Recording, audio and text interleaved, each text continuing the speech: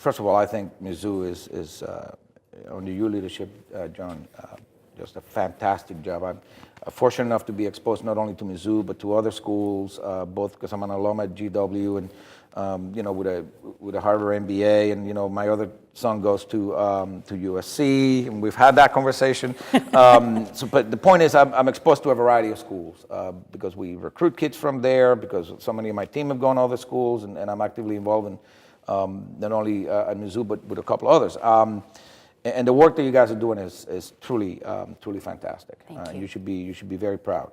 The best thing that I think you can do and that you're doing and the better schools are doing is focusing on the marketplace.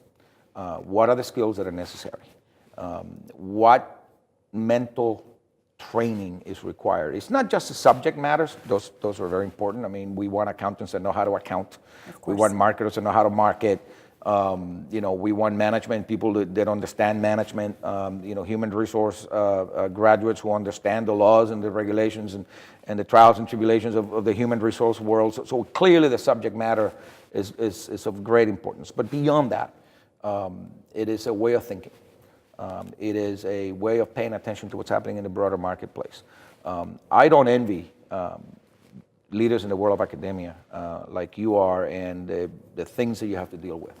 I read so much about higher education that is so depressing. Some of what's been going on recently here with some very distinguished and accomplished people being disinvited from doing commencement speeches. People don't really want to listen to what Condi Rice has to say. Are you serious? This woman is one of the most accomplished women in the history of this country, and we don't want to listen to what she has to say? In the world of academia, when did that become acceptable?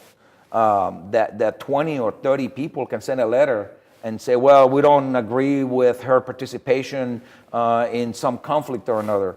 Well, tough luck, pal. Okay, you don't always agree with things that happen. And if that's a problem for you, you know what? Suck it up, because this is a person of tremendous accomplishment. Having to deal with those kind of pressures in the world of academia will drive me absolutely, completely bonkers. I admire you that do it. Through all of that, you need to prepare these students for us. At the end of the day, the private sector, not government, not not-for-profit, the private sector, big, small, medium, and in between, continue, I think, last time I checked the numbers, continue to be the single largest consumer of your product. Focus on what that consumer needs. That, not because I'm part of the private sector, I have been, hope to continue to be, but because that's where these students are going to achieve success.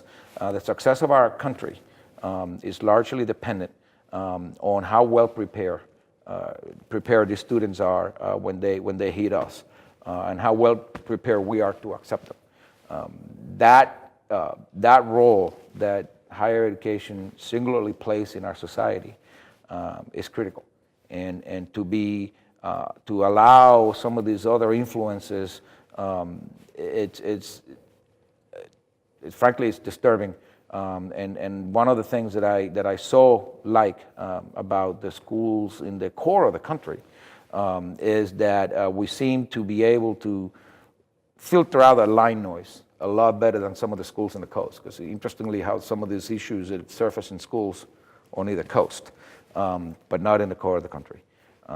That is a competitive advantage that I know when I talk to my friends in New York, in the financial world, or in LA, in the entertainment world.